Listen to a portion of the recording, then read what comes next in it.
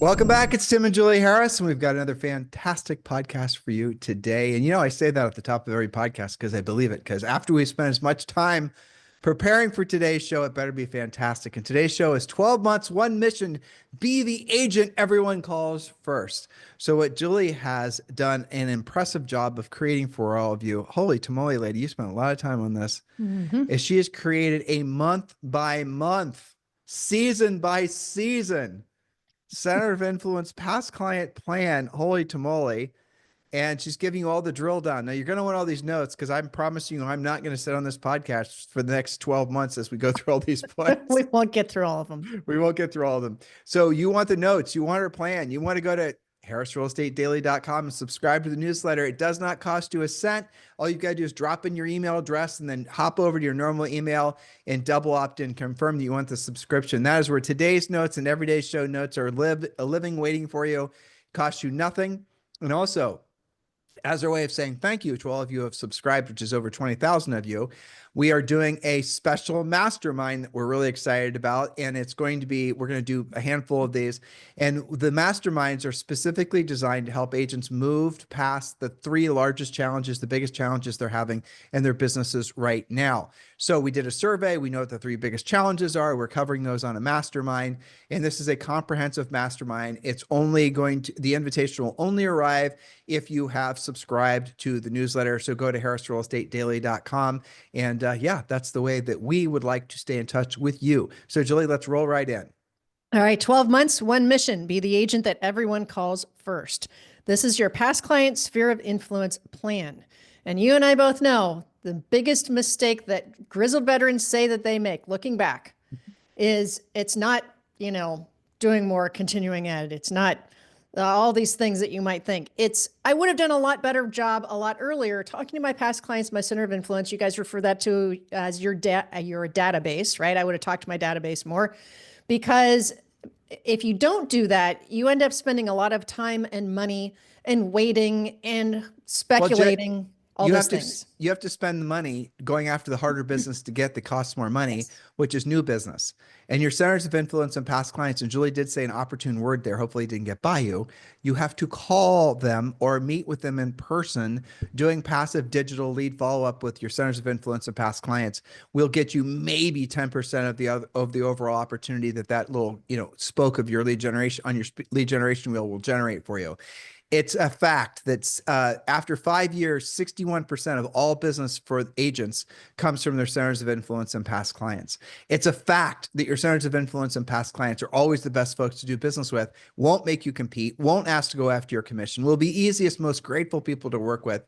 Yes, you have to get to the point where you have the centers or they have the past clients, but all of you, even if you're a new agent, have the center of influence. You just have to know how to put the list together and how to create the plan. And that's what you're getting today. So make sure that when you're listening to what she's saying, you're understanding that your goal is going to be doing the proactive lead generation always, never stop, never just become dependent solely on centers of influence and past clients, because that is in itself a lot of waiting around for the phone to ring or waiting around for someone that you're calling to say yes. So you always want to do the proactive lead generation, but the centers of influence and past clients if you're really effective at it, following this plan and what we teach you in Premier Coaching, after usually 2 or 3 years, at least 50% of your closed business will come from centers of influence and past clients. It's astonishing how consistent that is, even more so in this day and age of social media, digital marketing, AI, the rest of it. People are gravitating more towards essentially real communication, real conversations, more than, frankly, I can ever remember. It's amazing. Yep. People, consumers, want to have meaningful conversations with you. They do. They actually do. Not digitally, but with it's called your voice. Right. It's called person to person. That's what everyone's wanting. I think COVID kind of proved that how much we all definitely need to feel a real, innate interconnectedness with people in our, our group, our tribe, our community. And yeah, so that behavior is going to always be true. So Julie, let's just roll right in. And so this is a 12-month one mission, be the agent everyone calls first, past client center of influence plans.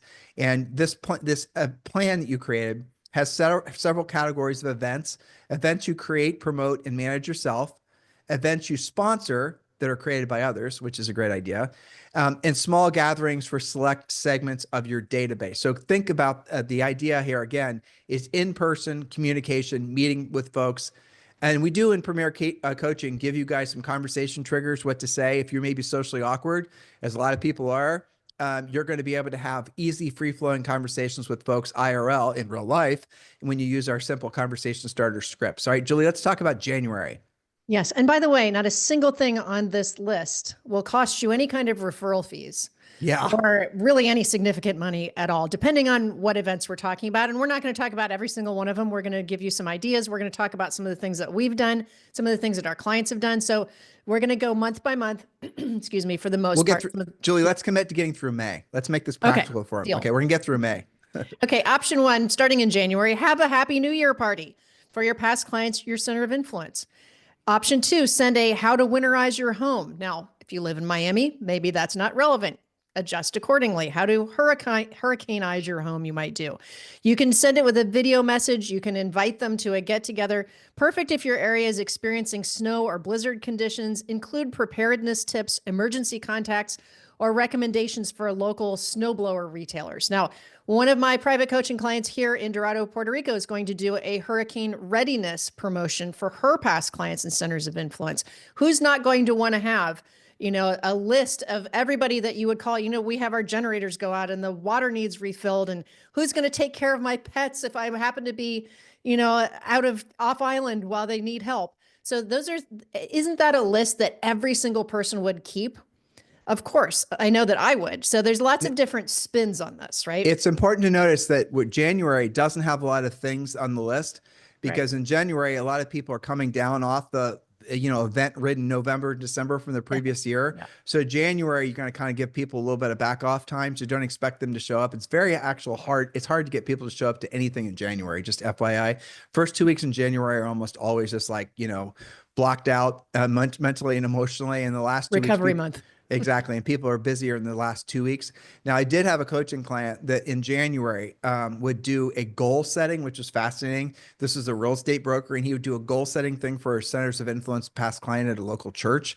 And they all to get together and they use our real estate treasure map at the specific section. I think it's chapter 7 or something.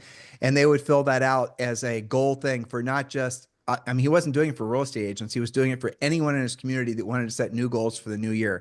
That was a really great idea. And people were so grateful for that. So anyway, let's move on to February, yes. Julie. Okay. Now, some of these are fun, right? So February pop by idea, use red hot candies with a tag that says it might be cold outside, but the market is red hot, or something to that degree. There's lots and lots of pop buys. We have contests all the time in Premier Coaching because that's a daily semi-private interaction with your coaches, where people will post, what are you doing? Excuse me. What are you doing for pop buys this month? You can get lots of great ideas that way. So what's a pop buy? A pop buy is you're popping by past clients, center of influence. You can do that on taking your list and geographically working out, which neighborhoods you're going to go to, but you can also do pop buys just to your own neighborhood. You can say, I'm going to do 50 houses surrounding my own house. But if you're giving away tchotchkes, that's probably going to be better off if you just focus on your centers of influence and past clients, right? Mm-hmm. And if you've got 100 of them, then just divide it by 30 days and just essentially make it so you're going to make contact with a certain number. If you're going to do this, don't make the mistake of mailing it. Don't make the mistake of just dropping it on the doorstep. Try to do it when they're home, Saturday morning, Sunday morning, after 5 o'clock. Actually make an effort, but prioritize your list. Anyone who has successfully sent you a referral or tried to send you a referral in the previous 12 months, maybe they don't just get a little tchotchke thing of red hot candies. Maybe they actually get, a kiss and red hot candies. I don't know. Or a box of chocolates. You guys get it? It's February.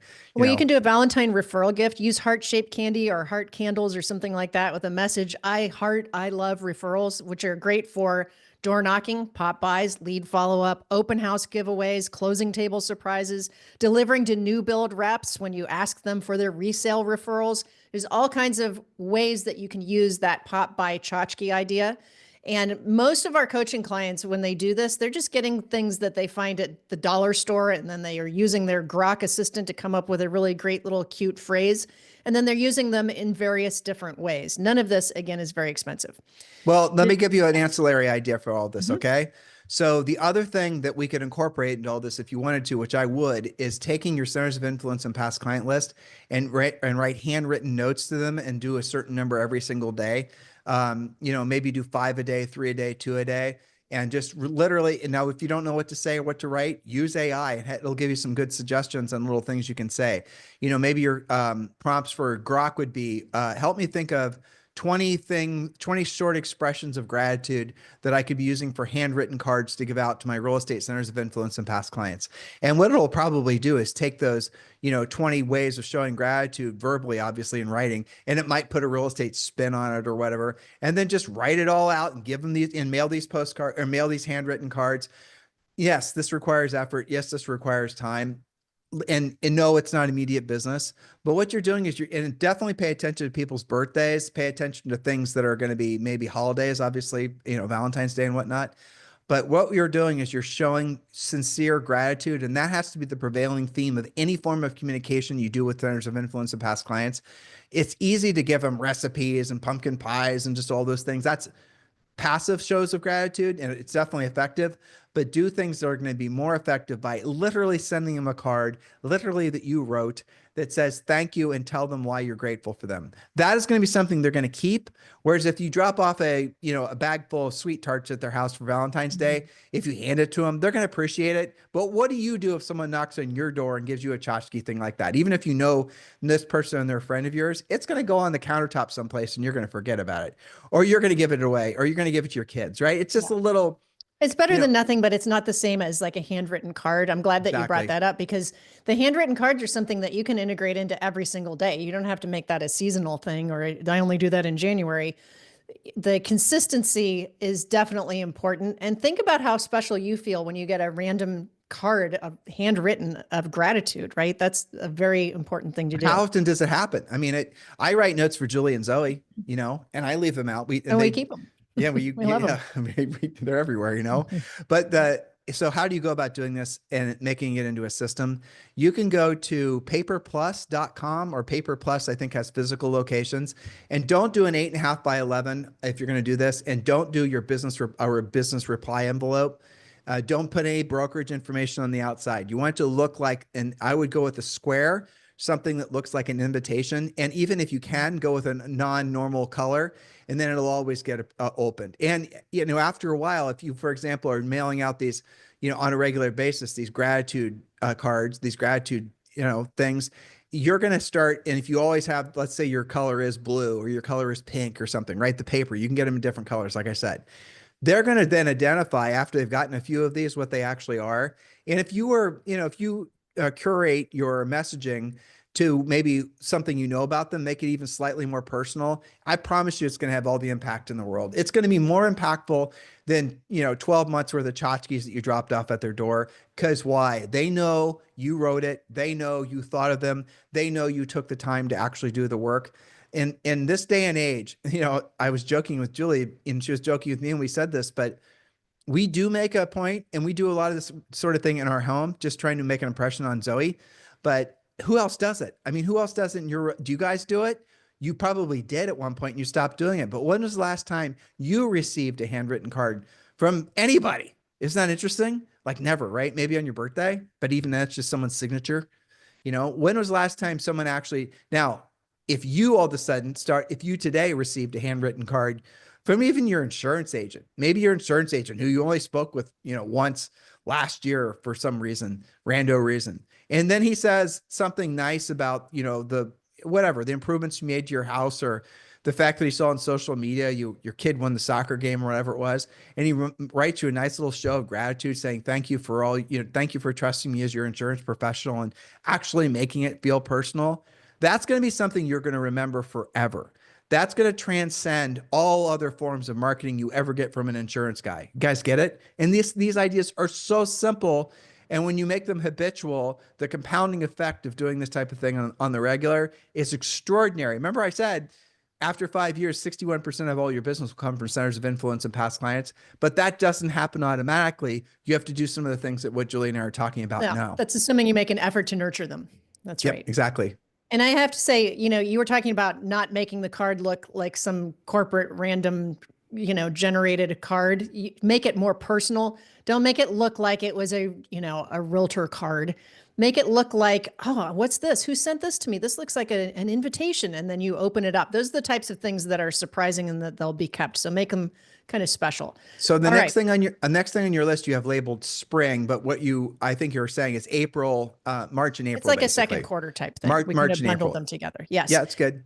Okay, so the first thing, and I do have a lot of coaching clients that are doing this, and it always gets well received. Tax time tips: send free CMAs, comparative market analysis, and closing statements, especially to last year's clients. They're preparing their taxes, they're showing their closing costs, things like that.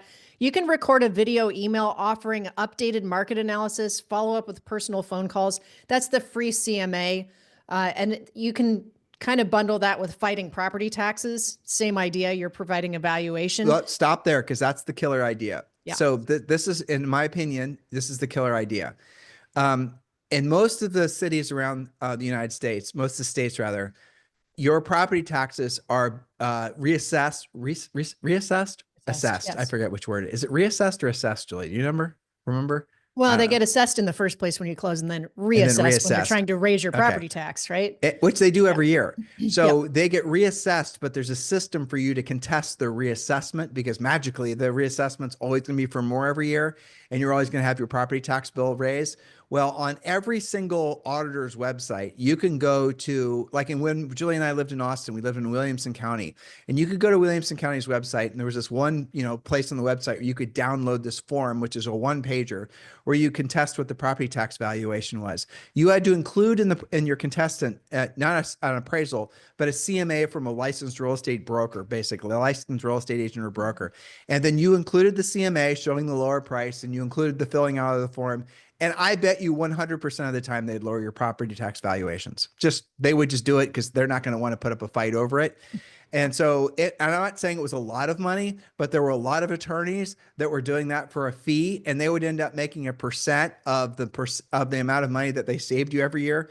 Before we knew we could do it ourselves, we actually had an attorney do it for us. They send out postcards because, they're working their centers of influence and past clients too.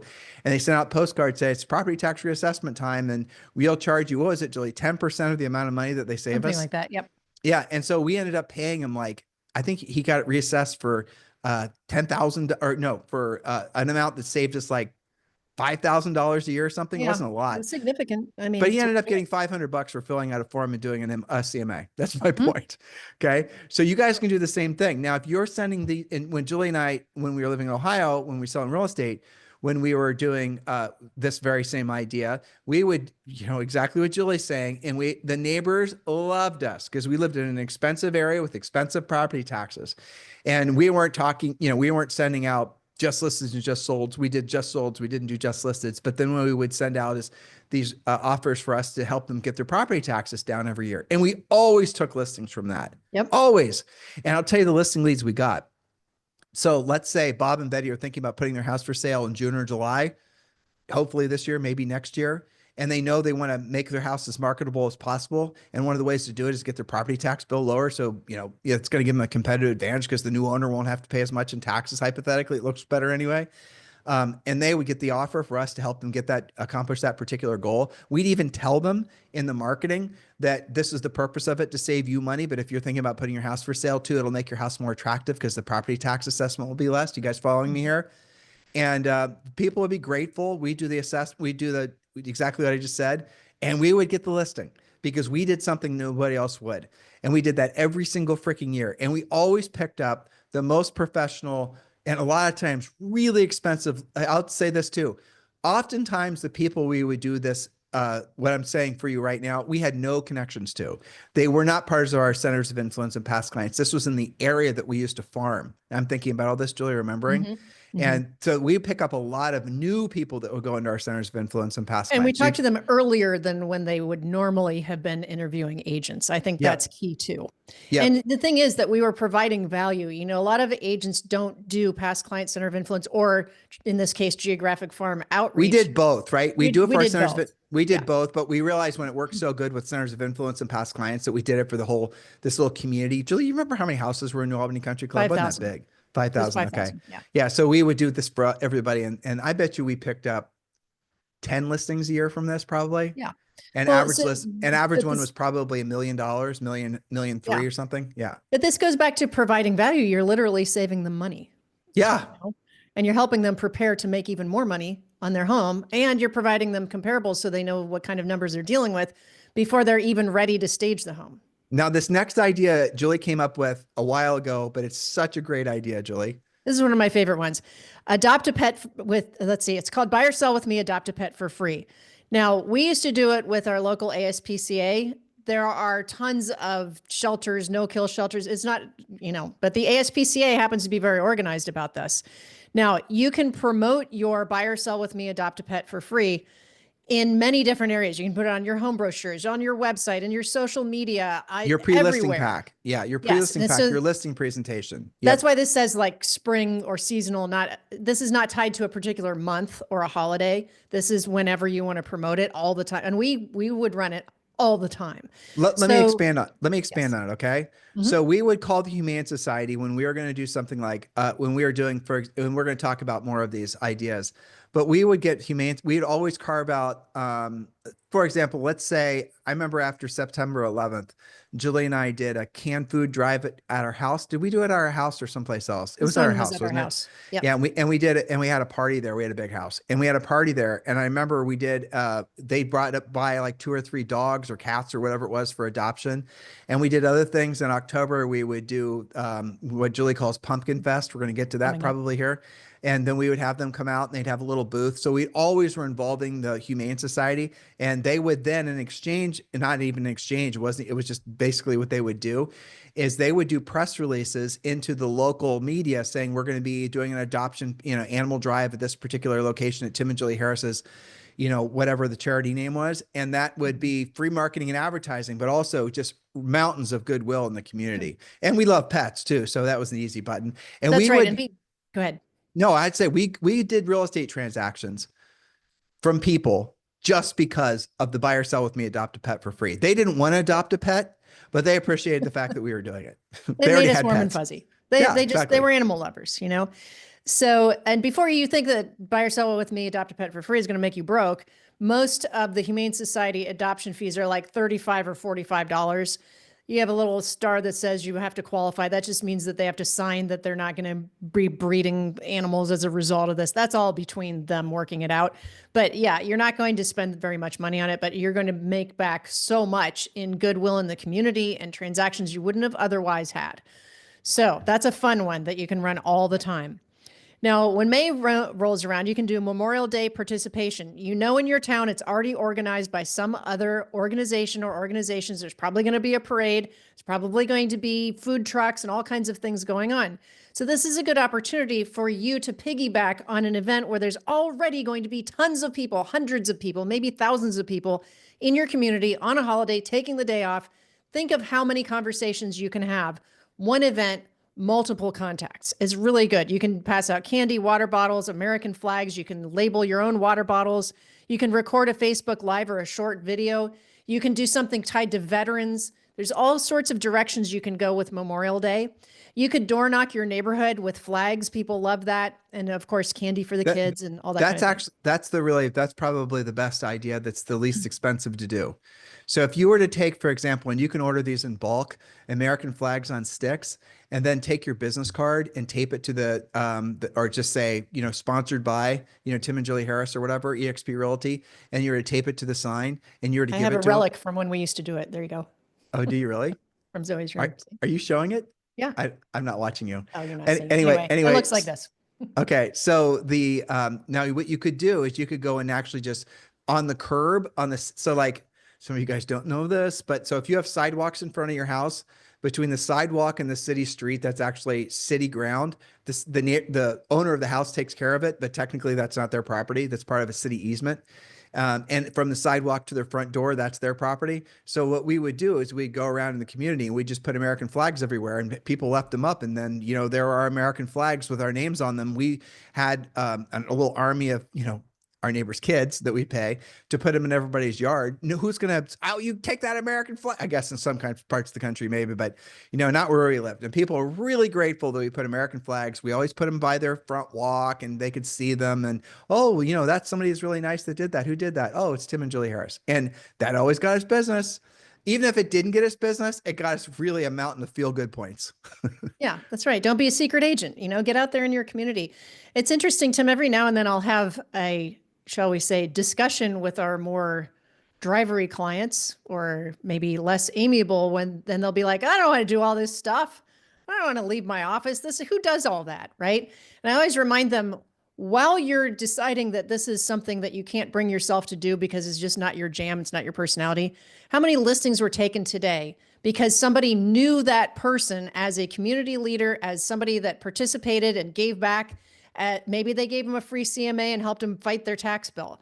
There are listings going on right now that are being taken without competing, without arguing over commission, without asking for kickbacks or any of the things that everybody hates even discussing.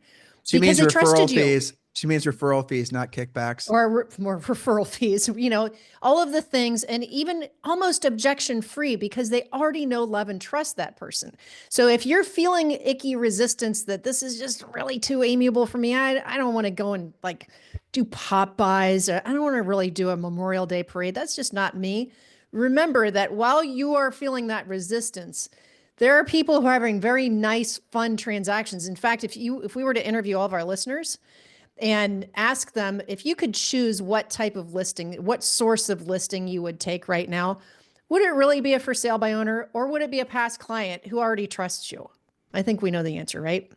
Well, I don't know the answer, Julie. I'd take both. Well, obviously, but if you could craft, you'd say, well, it's probably somebody I already know who, is easy to get along with. Anyway. Yeah, I know for sure. Well, I mean, there'd be no sales resistance because if you're listing a centers of influence and past clients, you're going to get a call or a text and they're going to say, need to put my house for sale. And that's going to be the extent of it. Come on now, over. I will caution you though, in a changing market like we are now, you've got to be treating even your closest, dearest centers of influence and past clients, your friends, you have to treat them exactly like you would a normal retail customer, where you pre-qualify, you send the pre-listing pack, you show up on time, you follow our 7-step listing process. Because when times like this, where the sellers are more nervous about who they're going to list with, if you show up in flip-flops and casually, just taking business for granted, they'll probably not list with you, even if they're your best friend forever. You sit next to them at church every Sunday because they didn't feel like you were going to be professional enough to get the house sold because they knew that there was more of a challenge in getting homes sold. So bottom line there, sidestep from our topic, but treat every single listing opportunity exactly the same, follow the exact same system every single way. You are McDonald's, you are making your cheeseburgers every single way. You're not customizing them depending on who the customer is. That's the thing you better remember. All right, June, June. I just called you June. All right, Julie, let's move on to June. Okay, so let's see. Okay, so the paper and pancakes. This is a simple one. Everybody has documents. We put it in June because it's after tax season. You're tired of looking at paperwork. You've got all those files and documents to shred. Everybody does. This is something you can promote on your social media. You could do a video. You can do calls. You can do outreach. But paper and pancakes, there are shredding companies that can be parked next to like a pancake truck. You could do it at a breakfast place. People don't know about this, Jules. There are shredding trucks that pull up and you throw your file, your 5,000 pages of junk in there. I haven't seen these, but I've had clients tell me that they also do that for electronics. Like you can, I guess, grind up an old cell phone or something. I don't know, but paper and pancakes, the paper shredders are more common. Let me add to this. Okay, so this would be a good opportunity to involve the Red Cross, and we're the Red Cross. Every time Julie and I would do an event, we always tried to figure out how to involve the American Red Cross. I'm going to give you guys kind of a rundown. I'm sure Julie's going to talk about this in October. It's coming up. The pumpkins.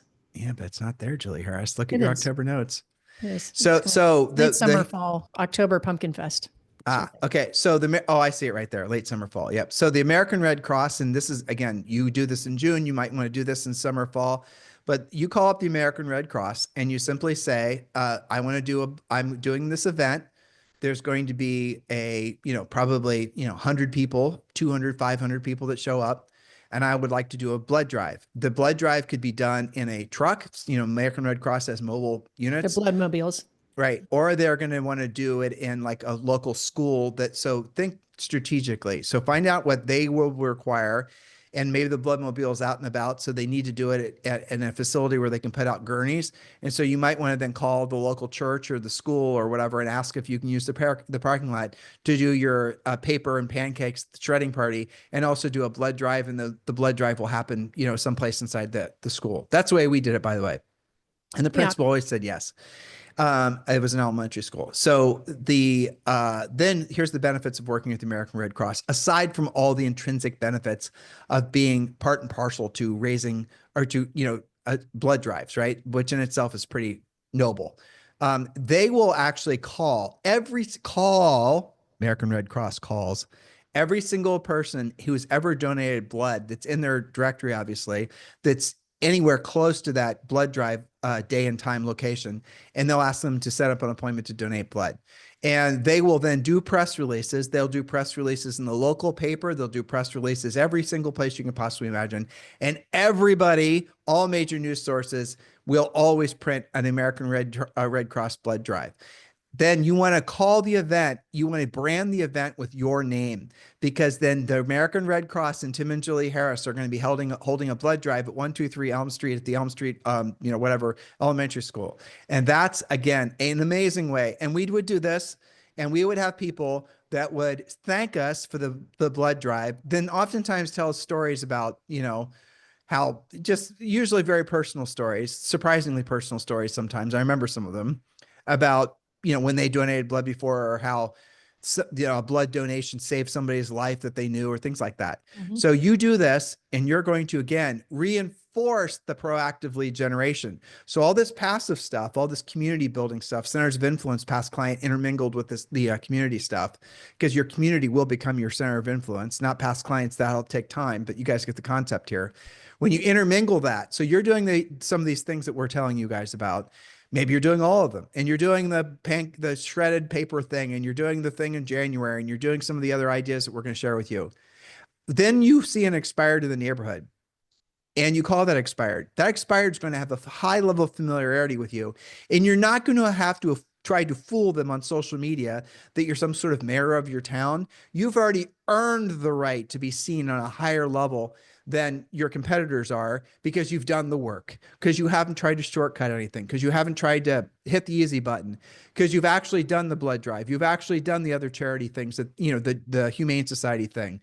That is how you really elevate yourself to a point where you're going to be operating where the air is indeed rare, and you're going to start getting opportunities that you can possibly imagine, because you have risen yourself to that status in their mind that very few people ever will be willing to put the work into. There is no shortcutting getting to that level. You have to do the work. And that's something, again, I know that nobody wants to tell you. Everyone wants to tell you can, brand your way into it, market your way into it, postcard your way into it. You can't. You have to do the real work in the community. Remember I said, I think it was yesterday, that when you ask a top producing agent, what are the things that they do for lead generation? They're always going to say marketing, branding, and social media and my great videos. What we're telling you today is what they actually do to generate consistent business over the long term. But this stuff is rarely going to generate an immediate transaction for you. It's going to reinforce all the proactive lead generation work that you do. It's going to make it almost so like you're bulletproof. When you call, oh my gosh, it's actually Julie Harris is calling me. You sometimes they'll even say that, right? Yeah. That's your reputation essentially ceded the territory before you showed up on the phone, let alone in person. And the probability of you not taking that business is about zero. You guys following us in all this? That's how you make yourself legendary. All right, Julie, let's move on to summer, tornado, hurricane, fire season. We talked about that a little bit. Yeah, we did. I want to go to Pumpkin Fest. We've already but yeah, we did. But this is the hurricane preparedness thing. Oh. This is the, all those types of things. But in summer too, the only one I would add is that they're planning on going away for the summer. Do a checklist of things that they could do to prepare the house to be vacant for a long period of time. And also include in there, they can put things in like, cameras, Ring cameras and things like that. Just stuff like that. Anything of value, anything of use that everyone will be appreciative. There's a lot of people that are doing staycations where their vacation is at home. And so maybe you want to have a list that you're going to give them of things they can do with their kids, since they're not going to exactly locally, so things like that. Think out of the box. All right, late summer, Absolutely. fall, Julie Harris. Okay, so late summer fall is what brought us to the blood drive with the American Red Cross. The one thing that we didn't mention because you went through all of the great benefits there, it's not like they're charging you to do any of that. They're not charging you to prospect for you to get people to show up. They're not Yeah. charging you for the blood mobile. They're not charging you for the hospital beds. It's basically a free event that has tons of great promotion for you, especially with those press releases. So I just wanted to point that out. Then that brings us up to October and the Pumpkin Fest. Now I'm bringing this up as a late summer / October because it does require a little bit of planning. Most of you are listening to this, in replay, who knows when, but earlier in the year. So you have time to plan. You can host the Pumpkin Fest at your home. The first one we did was in our front Let's tell them yard. what a pumpkin fest is. Okay, so the Pumpkin Fest is you go to a local pumpkin farmer, okay, or wherever you can source them, and you agree to buy. I would start probably with 200 to 300 pumpkins. You buy them for wholesale, which is about 50%. Julie, let's even take it back Yes, further. Let's give them the real drill down, okay? sure. So let's say you live in some urban area, there's no pumpkin farmer that's nearby. You're gonna have to go online and you're gonna have to find out who the pumpkin farmers are. And I don't care where you are, because pumpkins are obviously a seasonal crop. Yep. You're gonna find somebody that's growing pumpkins, Ask and your you Grok assistant. yeah, there you go. Ask Grok, and then go and find, and then call the farmer up or whoever, and then offer to buy a certain a number of pumpkins, and he will deliver them to you just exactly as you envision them being delivered, sometimes in boxes, sometimes not in boxes. And then you'll have the truck will arrive. And we did this every year. It was quite hilarious. But like at 5 a.m. or maybe the night before, you don't want them showing up the night before because the teenagers won't figure out that they're there, and they'll show up after you leave and they'll smash most of them. Yeah, you Don't don't want ask that. how we know. So do it the morning of if you can. And then, so the pumpkin truck shows up at 6 a.m. and then you have to help unload I know this is a lot of work, but it's I worth it. know, but pause right there. Invite 5 of your past clients, sphere of influence people to help you. That's They're right. they're happy to help you, and it's fun. You have to unload the pumpkins, and then you get some bales of hay. You get some places where people can take pictures that look like they're, out in the farm field someplace. Maybe you are in a farm field, so it's even easier. You try to get somebody with an old Chevy 3100 5-window truck to park his truck there. You can set up some decorative things. You can make this really fun. Easier said than done in some Get a parts of the country. photographer, do pumpkin photo shoots. Exactly. You can start this small and keep on building and building. But this is something, when we did it in our neighborhood, we got so many compliments that people said, now this is in the Midwest where that time of year it's rainy and muddy and gross and cold. And they said, boy, it was sure nice to just do this in the neighborhood and not have to drive 20 miles out and then hike for an acre to get to pumpkins. Or just So, buy some pumpkin at the grocery store because it felt yeah. more personal. So the pumpkins are all sitting out in different places, and then they show up and they pay a flat fee. We're not weighing them and based on the size, but 100% of the money from the pumpkins goes to a local charity. So we Mhm. wouldn't even pay ourselves back. Pumpkins, by the way, when you buy them wholesale, are really cheap. Now you could have somebody underwrite this if you didn't want to spend the money. You could have, you could just fill in the insurance company, title, mortgage, whatever, and they're going to have a banner there. Maybe they're even going to be there helping you unload the pumpkins. But the Mhm. point of it is this is going to be a highly visible, and the kids love it. And the families will love it. You're going to do lots of things like that. Tie it with the American Red Cross. So now you have the Red Cross that's promoting it. We got our local Starbucks to guess what? If you go to Starbucks and you ask them to donate coffee, they'll only do coffee. They're not going to do any, drinks or food, but they'll give Sandwiches. you Yeah. gallons of coffee. And you can sell the coffee or you can give it away. We gave it away. We gave everything away. So this is something that people would look forward to every year. We set it up at a high an intersection where there was always obviously a lot of comings and goings. There was a Tim Hortons that was over there. There was it was right in this great intersection. And we would get people that would look forward to it. And so we started in our front yard, like Julie said, and that wasn't sustainable. And then we had to move to this parking lot in this field for this elementary school. And we always ran out of pumpkins by like 11 a.m. because everyone would show up earlier and there was no limit on how many pumpkins you would buy. And I think we were charging $5 a pumpkin. It was bonkers. It was bonkers. And they would show up just to basically know that they were buying their kids wanted to. They could take pictures. They were there for the blood drive. They're there for the free coffee, some of them, I'm sure. And then they would, buy the pumpkins. And then the feedback we got from that was extraordinary. I would say of everything we did, Julie, for the community, Mhm. especially in New Albany, that was the biggest home run because and I do remember Yeah. one time though, we didn't order enough pumpkins. Do you remember when that big coach that like with 100, Yeah, you're reading my mind. I think it was from a retirement home or something, it right? was. It was a retirement community that basically loaded up. It probably was like 60 or 80 people from the Yeah. retirement community. And they showed up like late and all the pumpkins were We gone. were out. It was Yeah. sad.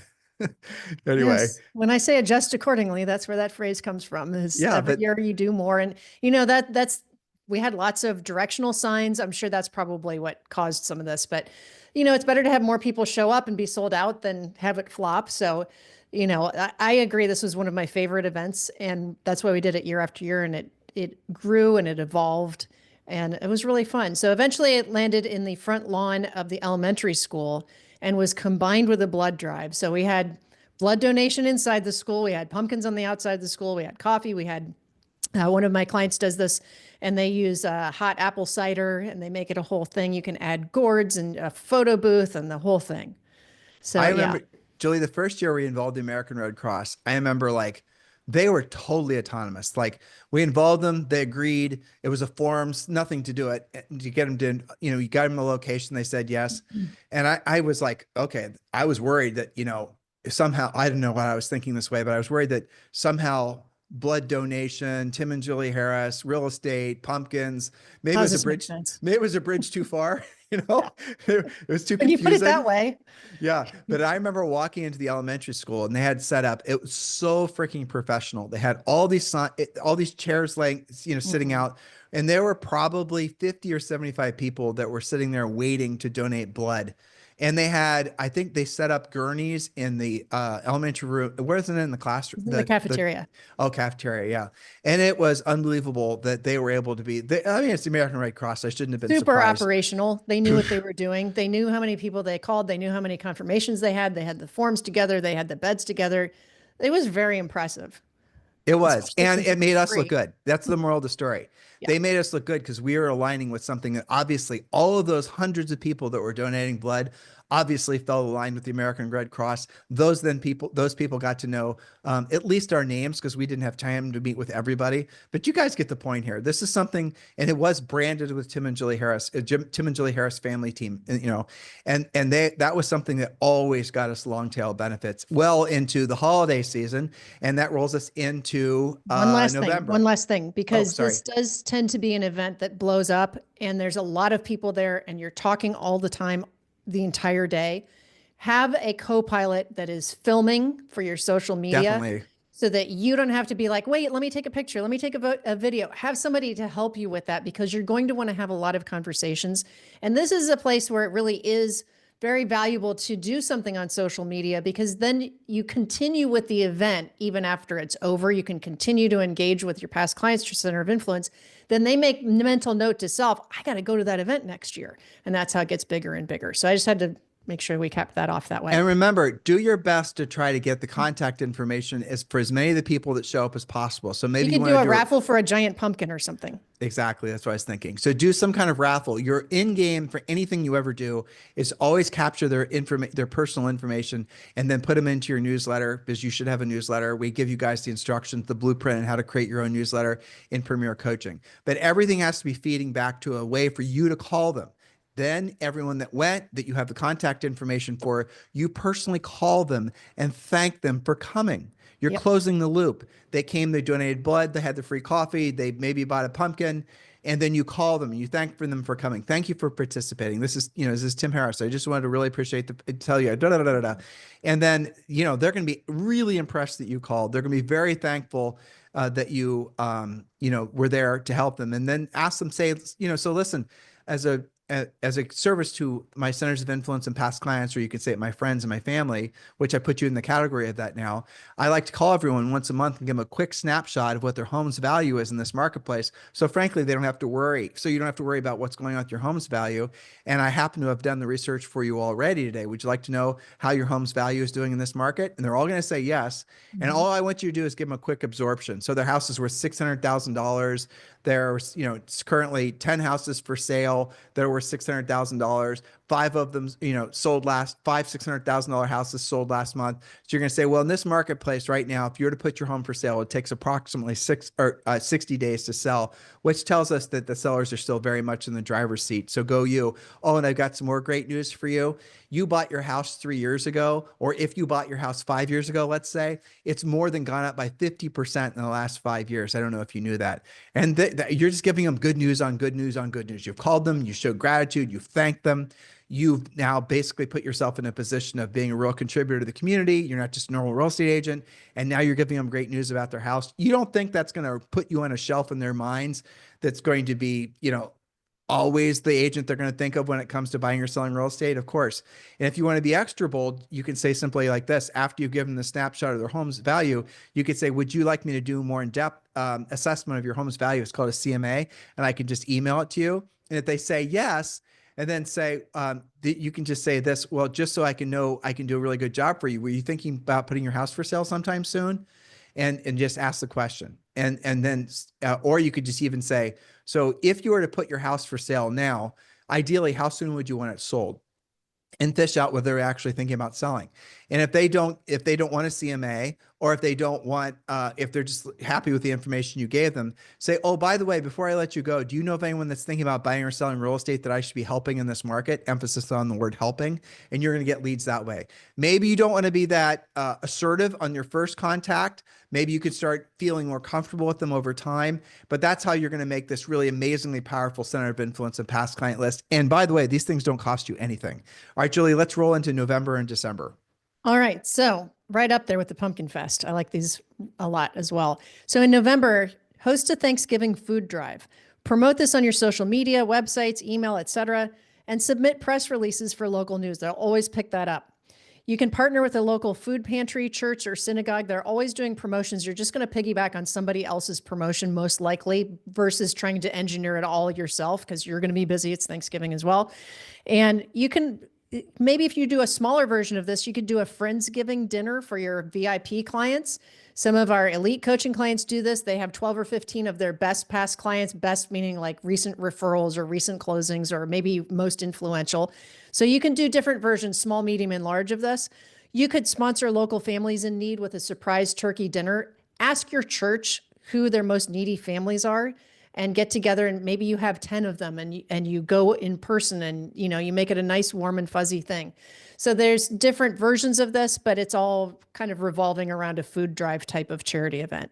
Let me give an idea too. One of our, I'd say our most highest end clients, what they're going to do during November, December is they're going to do some kind of cocktail party, a meet and greet type thing, some kind of networking thing. Those are going to be for the more urban, like if you're living in a city, that's going to be a hot button, at some club, you're going to just do that's going to cost you some money. You're going to have some sponsors. But the thing that, for the most part, 99% of you can employ is rent a movie theater on a Saturday afternoon matinee time. And then you want to have your past client centers of influence show up for the, a showing of whatever the holiday movie is. Every year there's assuming it's not something offensive. Some special release or something like that. But it's whatever the movie of the movie, the feel good family movie du jour is of that particular holiday season. So have them show up to that. It doesn't cost them anything. The movie theater won't charge you any more than maybe a few $100 because they're going to make all their money out the concessions. You're not paying for the popcorn and whatever. That's where the movie theater is going to be. They're going to be motivated because they never fill theaters during the afternoon matinees. You're going to be doing a promotion. They're going to be making money where they normally wouldn't be making money. But here's how you can actually even scale this idea. You're kind of stacking ideas, right? So the stacking would be you tie this in with a food drive, a canned food drive. So call up the, local church, synagogue, or call up the local food bank, whatever it is, and ask them what they're in the need of. You could even this time of year doing wrap presents or unwrapped presents for boys or for girls, something. Start thinking about how you can stack these ideas so that like the admission for the movie is going to be a donation to the, ABC food bank or something like that for the holiday season, canned food, that type of thing. And you will be shocked how generous people are. We did this canned food drive thing one year, and we were doing this basically the same idea, but we did it at our house again. And people brought so much canned food, and it wasn't all the stuff from the back of the cabinets. A lot of it was good stuff Yeah. that the church, who had pre-agreed to take all the canned foods, we had to rent a U-Haul truck to, not a big one, like a 14-footer, but we had to rent a U-Haul truck to put all this food in. They couldn't take it all. They didn't want to take it all. So we ended up having to, donate it to another source too, because we got so much donated, because this is the time of year where people want to, obviously make a contribution. You're giving them the easy button to do so. And you're tying your own personal name, your brand, to all this, showing of gratitude. But if you do it, tie it with a movie, tie it with a feel-good movie, do it on a Saturday. You can then stand up in front of the theater prior to the showing of the movie. Maybe you do it 3 times, maybe you do it once, and you give them a little spiel. Thank you for showing up for Tim and Julie Harris's annual, Christmas family celebration. We really appreciate you sponsoring the ABC food drive, those types of things. That is and you could even actually, I had a coaching client do this prior to the movie. You could even put up a little commercial if you wanted to, a little slide or something. Movie theaters, usually charge for that, but they'll do it for free. It's just a slide. And yeah, then you're off to the races. All right, Julie. Well, so in December, we have some other choices as well. Holiday toy drive, not so different than the food drive. We're just doing toys. Again, the fire department, the police department, all of these organizations already have this set up. So a lot of you listening don't do stuff like this because you feel like it's this monumental event that you've got to do from grassroots. Just piggyback on somebody else's event. But Julie, yeah, let's drill down on these. Okay. These are great ideas, but we need to give them more specifics. Otherwise they won't implement them. Sure. So the fire department, generally speaking, does the Toys for Tots thing, and they do without a doubt the best job of, deploying presents. Promotion. But yeah, exactly. So you can do an event where you're collecting the presents, and then the presents you didn't just donate to the fire department. You guys get it? So you're not actually having to figure out your own system for the toy donations. Right. You're just doing a promotion on top of their annual promotion. And then you're just taking the presents over to the fire department and then donating them. Obviously, finishing. You're doing the gathering. They're doing the distribution. And you probably don't even need to ask their permission to do it. They're not, what are they going to say? No. They're going to be super grateful that you added onto their event. Yeah. So don't overcomplicate it in your mind. Just go ahead and do that. If for no other reason, do it for your centers of, do it for your centers of influence and past clients, but you might also want to do it for at least your, a community. Just be strategic about it, because these things, again, go a long way. If you do have a physical real estate office, you can make your real estate office a drop-off point too. Lance and Karen, you mentioned them yesterday, Julie. They at their gorgeous office in Kennewick, Washington, they do every year pictures with Santa. And they do one of the best promotions ever. I think Lance told me it's one of his, the killer ideas. They hire I don't mean literally killer. I mean, it's not like a Santa slasher. That'd be anyway, so Santa shows up, the whole thing, the elves, the elves, the whole, rigmarole.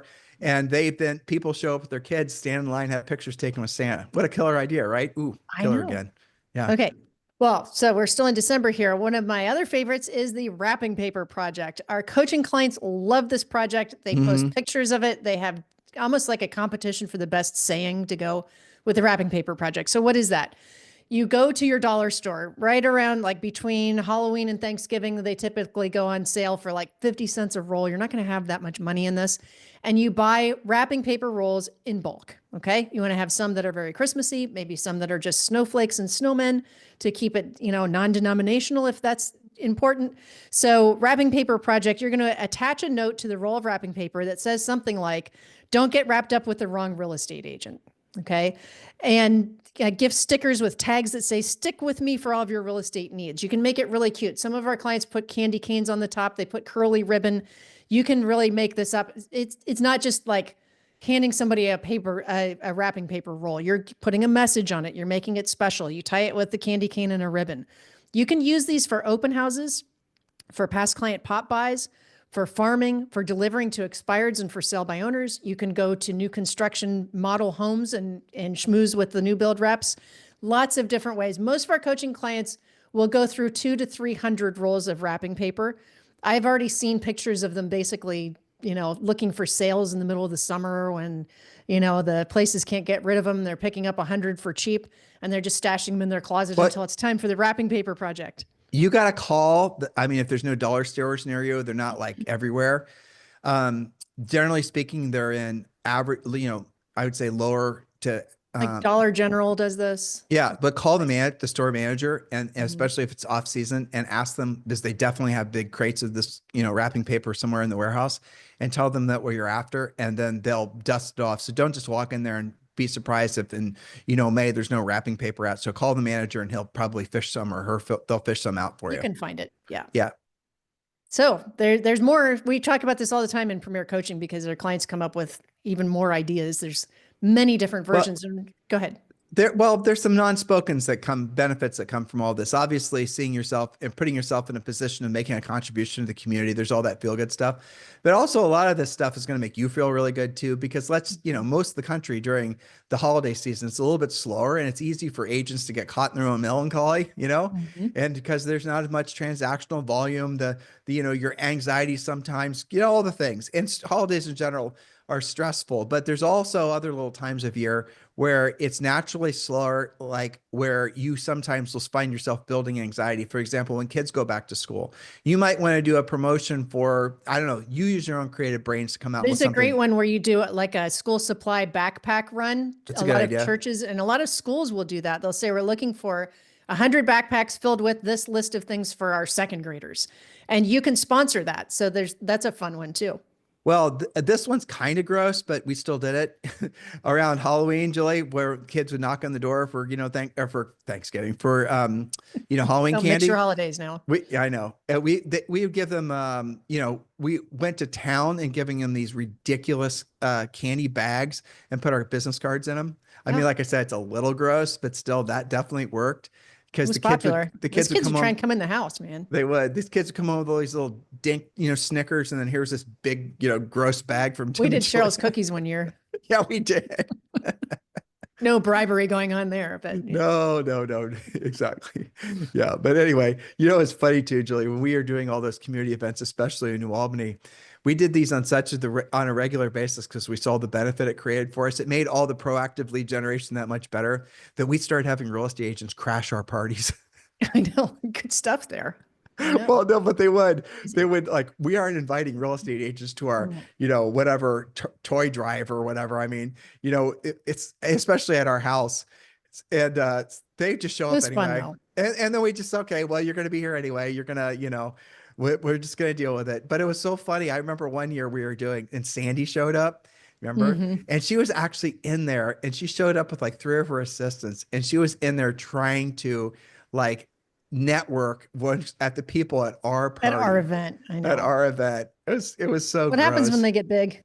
I know. Yeah, well, it's when our events got big. Yeah. Anyway, so it's fun, Exactly. guys. So listen, hopefully this is educational. It's motivating you to realize that it's in this day and age, in any day and age, if you really wanted to go to the next level in the eyes of your community, if you really want to build a brand that lasts forever, and we've been telling you the perils of over investing in social media, thinking that's what's going to make it so that you have this indelible brand that lasts generations. It isn't really going to be the thing, because now everyone's doing it, and everyone's going to be even doing it more so because of AI. But AI cannot do a pumpkin drive. AI cannot donate blood. AI cannot do any of the things we just rattled off. This is the reason that anything that puts you in a position to have meaningful conversations, especially when you position yourself as being a contributor to the community, that's the special secret sauce. That how many people actually do these things nowadays? I know the only ones are our coaching clients and the top producing agents in the nation. They would never, if you ask any of the top producing agents in the nation, if you ask them when they're on their panels talking about all their, fancy whiz bang CRMs and the rest of it, and you ask them, and they were honest, what would be the three things that you would do every single year if you had to only do those three things to generate all your business? Guarantee you all three of them would be in alignment with what we've been showing you guys the past 2 days Mhm. as far as centers of influence and past clients, because they know that's where most of their business comes from. But the reason they talk about all the other stuff is because it's sexy, because people want to hear about it, because they don't want to seem like all their business comes from the fact that they, give away pumpkins. That doesn't sound that interesting. They want to make them sound like they're, some sort of Mars landing AI forward thinking CRM dripping, complicated 14 different layer, 56, lead follow up touch system. But the reality of it is 61% of all agents' business after 5 years comes from centers of influence and past clients. And you, for the most part, can do all this stuff for free. So hopefully this encourages you guys to be educated, be motivated. Now it's up to you to get into action. In the meantime, listen to our Friday show tomorrow. It's our unplugged show, frantic, freeform, Fun Friday. Fun Friday. There you go. Yeah. So listen to the show tomorrow. Your homework from this show and every other show is obviously subscribe to the newsletter. And if you've not yet done so, please do join Premier Coaching. In the meantime, have a fantastic day. We'll talk with you on the show tomorrow.